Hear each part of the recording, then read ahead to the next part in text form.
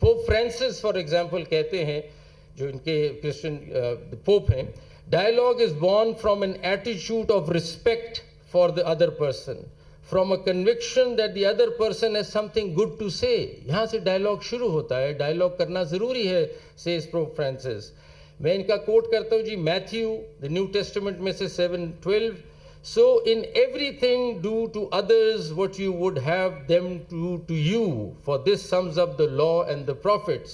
So known as the golden rule, this verse is foundational for ethical treatment and respect towards others regardless of their faith. یہ اب Bible سے میں کوٹ کر رہا ہوں. میں فردر کوٹ کرتا ہوں بائبل سے. Romans new testament 14:13 says, therefore let us stop passing judgment on one another. Instead, make up your mind not to put any stumbling block or obstacle in the way of brother or sister. This verse encourages Christians not to judge others, promoting a spirit of acceptance. یہ اب Christianity سے ہمیں message مل رہا ہے. اب اسلام کی بات کرتے ہیں. سورہ کافرون, for you is your religion and for me is my religion. اس سے زیادہ بات کیا کریں جی, آپ اپنا مذہب ہے, اس کا اپنا مذہب ہے. اس میں کیا مطلب, انگریزی بھی نہیں ہے اتنی مشکل سمجھنے والی. For you is your religion, for me is my religion, says Quran. Then Surah Hujurat, O mankind, indeed we have created you from male and female and made you peoples and tribes that you may know one another. Indeed the most noble of you in the sight of Allah is the most righteous. اس میں بھی this verse emphasizes that unity and diversity of humanity encourages Muslims to respect other people. Sikhism میں آ جاتے ہیں جی. گرو گرانتھ صاحب جی کی یہ لکھا, یوں لکھتے ہیں, no one is my enemy and no one is a stranger, I get along with everyone. یہ مذہب کہہ رہا ہے جی, کیا خوبصورت بات ہے. پھر کہتے ہیں جی آگے, recognize the Lord's light within and do not consider social class or status. There are no classes or castes in the world hereafter. This teaching promotes equality, unity, dismissing any form of social or religious discrimination. یہ سارے مذہب یہ کہہ رہے ہیں, مطلب جو پڑھتے ہیں ہم اس میں تو لکھا ہے سارے مذہب کہہ رہے ہیں کہ دوسرے کا خیال کرو, ان کا اپنا پیار کرو, محبت کرو, کائنڈنس کرو. تو پھر غصہ کہاں سے آ رہا ہے, یہ انٹالرنس کہاں سے جنم لے رہا ہے ہمارے سسٹم میں. اور میں آپ کو بتاؤں کہ ہمیں ٹالرنس کی طرف آنا پڑے گا. یہ ریلیجس ٹالرنس نیسیسری ہے. Now I am talking to you as a citizen to citizen. Supreme court کو چھوڑ دیں, یہاں بات صرف ہو رہی ہے شہری, پاکستانی شہری کے ناطے میں آپ سے بات کر رہا ہوں کہ بھئی یہ ٹالرنس کب آئے گی ہمارے معاشرے میں. لانی پڑے گی. ٹالرنس سے کیا ہوگا, پیس اینڈ ہارمنی آئے گی. اس میں کوئی راکٹ سائنس نہیں ہے سمجھنے کے لیے. اس سے آپ اپ ہولڈ کر رہے ہیں ہیومن رائٹس, بیکاز اگر آپ ٹالرنس نہیں کریں گے تو violation of human rights immediately شروع ہو جاتا ہے. تو اپ ہولڈنگ دی ہیومن رائٹس. پھر دوسری بات کیا ہے, جیسے ہی آپ ہارمنی کی طرف چلتے ہیں, انٹرفیتھ ہارمنی کی طرف جاتے ہیں, تو ڈائیورسٹی اور انکلوسیوٹی ہوتی ہے. ہم مختلف لوگوں سے بات کر رہے ہیں, ہم ان کے ویو پوائنٹس لے رہے ہیں, ہماری سمجھ اور ہماری ورلڈ ویو چینج ہو رہا ہے. وہ بہت بہتر چیز ہے. ہماری میوچل انڈرسٹینڈنگ بڑھ رہی ہے, ہماری اکنامکس بڑھ رہی ہے, ہماری نوکریوں میں لوگ آئیں گے, یہ ڈائیورسٹی لائیں گے, امپروو کریں گے اکانومی کو, بزنس کو, ٹریڈ کو. یہ ساری چیزیں گروتھ اور لرننگ کی طرف لے جائیں گی, ڈیولپمنٹ کی طرف لے جائیں گی. تو اس لیے اس میں سوچنے کی کوئی دو آراء نہیں ہے اس میں کہ ہمیں ہارمنی لانی پڑے گی, پیار محبت سے باقی مائنورٹیز کے ساتھ چلنا پڑے گا, اور ان کو اپنے ساتھ لا کے نیشنل ڈیولپمنٹ کی طرف چلنا ہے, نہ کہ ان کو کسی طرح ہم دور کریں اپنے سے. اور ریورس میں جب آپ ریلیجس انٹالرنس آ جائے اگر, تو پھر کیا نقصانات ہیں. ایک دم کانفلکٹ اور وائلنس شروع ہو جائے گا معاشرے میں, جو آپ نظر آ رہا ہے, آپ کو دیکھ رہے ہیں. The minute you bring in religious intolerance, you will have conflict and violence in the society. Violation of human rights will start. Obvious باتیں ہیں, اس میں میرا خیال سوچنے والی بات نہیں ہے. سوشل ڈویژن پیدا ہوگی اس کمیونٹیز کے بیچ میں, ڈفرینسز آئیں گے, اور اکنامک ڈیٹیریوریشن ہوگی, کیونکہ سب کی کاسٹ ہے. اس سارے وائلنس کی, سب کانفلکٹ کی کاسٹ ہے, اکنامک کاسٹ ہے. وہ بڑھے گی، آپ کا ملک اور پیچھے جائے گا.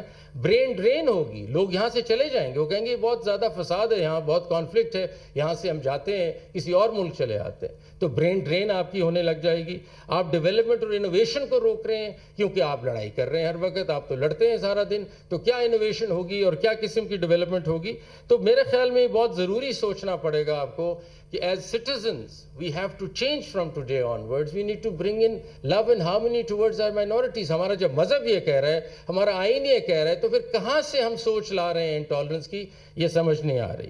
تو میں جیا جاگی جو آئی تھیں، انہوں نے کہا کہ جی وائسز ان ہرڈ ہیں، تو آپ کو تو میں کہہ دوں کہ آپ کی وائس تو سن لی آج، کم از کم your voice is heard and we'll take it up at the Supreme Court. اور کچھ ہو نہ ہو تو آپ کی آواز تو سن لی.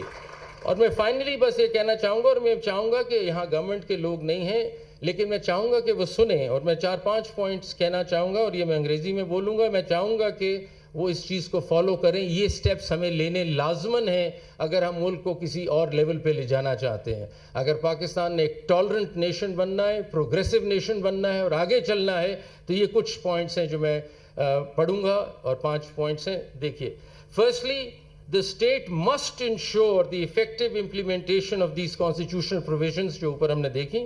It must take proactive measures to protect minorities from violence and discrimination, ensuring that perpetrators of such acts are brought to justice swiftly and decisively.